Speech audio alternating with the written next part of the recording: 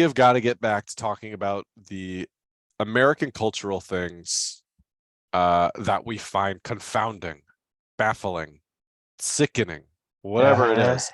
Before we jump into our top five list, though, I wanted to do a little rant, if I could, oh on the yes.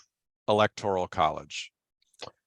And this came from a little bit of research that I finally had the time to do. And it actually ended up not taking me very much time at all. So I think everybody knows this about the Electoral College. It's actually part of the reason I think it's even set up this way. If you live in a smaller state, your vote counts for more, essentially, Right. relative to your average person in the US. So what I did is I took some stats and I took the population of every US state as well as the number of electoral votes that each US state has and will for the upcoming election, because things have changed a little bit based on the latest census. So I took all that together and I was interested to see, like, we know there's a difference between large states and small states and like how much of a voting say each person in the state gets. It's a huge difference, which I don't think I really put that together. So if we said, roll with me on this one, both you and listeners at home, the average person in the United States has a voting power, and this is a term I'm just using, a voting power of 1. So if we say that the average person in the US has voting power of 1, the average person in California, our nation's most populous state, has a voting power of 0.84. Okay. Meaning my vote is about 84% as powerful as the average person in the US. Now, this doesn't take into account things that, like, California is a super blue state, so like you can weigh those things differently, and that's going to change election to election anyway. But just on its face, that's what my vote counts for. For a smaller state, and there's lots of smaller states, but let's take a real small one. Folks at home might also know that each state has at least 3 electoral votes, because they're going to have at least 1 congressperson and 2 senators. So that's your 3 electoral votes. So your smallest states, your least populous states, of one of which is Wyoming. Actually, Wyoming might be the least populous state. I have to double check, but it has about 576,000 people. So not only does it have about, what would that be? That's less than 0.2%, I think, of the US population. But their voting power per person in Wyoming is 3.2. Whoa! I was not ready for that. Right? That's crazy. I knew that. I thought if you're based on how much yours is diluted, being in like a very blue, very populous state, I thought it would be like representative of that on the other side. Like they would have more, but like not that. That's insane. Yeah. And I mean, this discrepancy, at least in current elections, benefits red states by and large. Like Oh yes. not totally. Like Texas gets screwed a little bit. They have a low voting power because they're the second most populous state. Okay. And Hawaii is a blue state. They benefit from this. They're not very populous. Right. Same with like Vermont. They're not populous either. So there are exceptions, but by and large, this is why you would be much more likely to have a Democratic candidate win the popular vote and lose the Electoral College. I mean, it's Yes. happened twice in the last 7 elections. Yep. So that's one of the things. But I'm going to take it one step further. I don't want to just talk about the fact that Wyoming voters matter almost 4 times more than I do, which is crazy, Wyoming, because your whiskey is good, but it's like not that It's not good. 4 times as good as the It's not California one. 4 times. Yeah, geez. Maybe it's 4 times as good as one of the California ones I had, but still,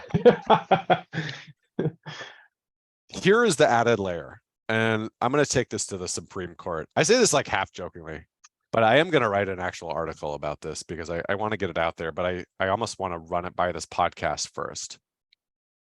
The one thing that most populous states have in common, again, this is not true with every populous state, but a lot of them, is that they're more diverse than your less populous states.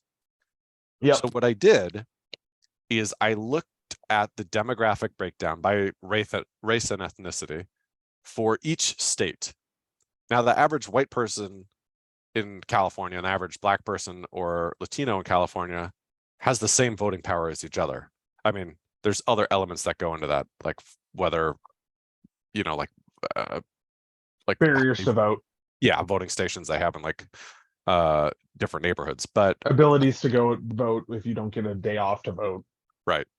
Right. I'm not even getting into that. What I'm getting Right. into is if you look at your average white person, your average black person, your average Latino in America across the board, Okay. what is their voting power?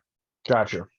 So I went in thinking that there probably is a discrepancy just because your smallest states, and again, not always, but a lot of them are some of your whiter states as well.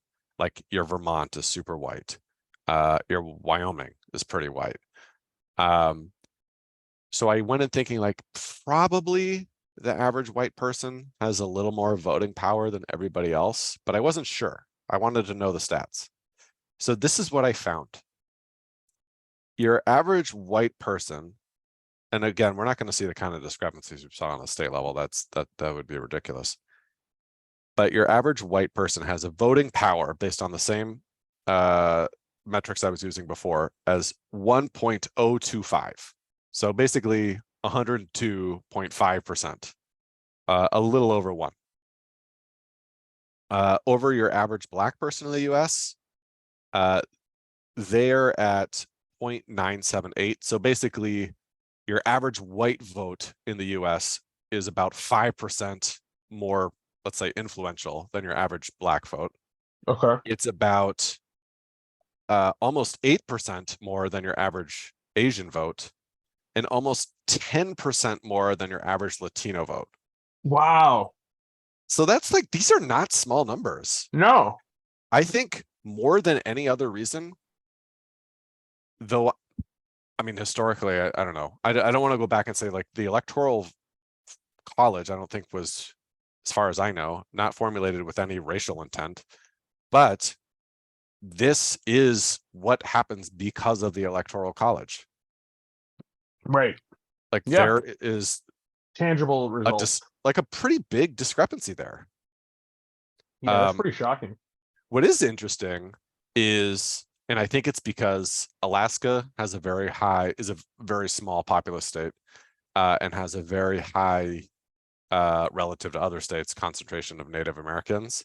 And then Hawaii is also not a populous state and has a high concentration of Pacific Islanders compared to the rest of the states. Mm-hmm. The voting power of Native Americans and Pacific Islanders is actually much higher than white people, Wow. but it's also like very tiny populations.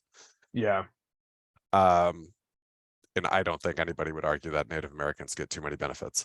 So No. God, Jesus Christ. Every time I read about, can't even go down that rabbit hole right now. no, point being, the minorities in the US with the highest population being Black, Latino, and Asian have way less voting power than white people. Mm-hmm. And this is something that has to change. It absolutely does. Yeah. And And you I know, think the conservative project largely right now is to try to rip and claw onto that disproportionate power as long as they can.